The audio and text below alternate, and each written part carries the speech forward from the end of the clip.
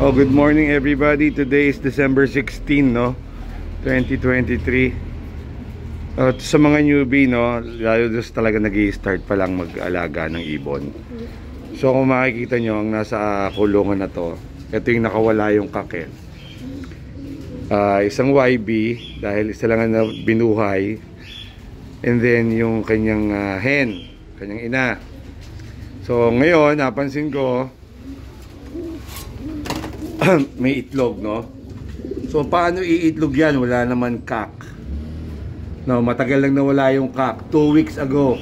So ibig sabihin, imposibleng nababahan yan, tapos umitlog pa. So hindi ganon. So para lang sa alam nyo, sila naiintay mag-itlog yung pa lang sa naririnig nilang mga cock na humuhuni, no? Nagtitrigger yung katawan nila. Kasi sila thinking may kapares, ganon.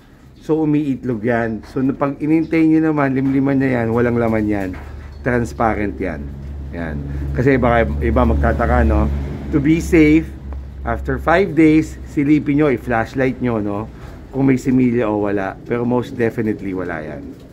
Yan. Para sa mga newbie, at least hindi maaaksaya yung oras nyo thinking may similya. Pero to make sure, yun nga, 5 days silipin nyo.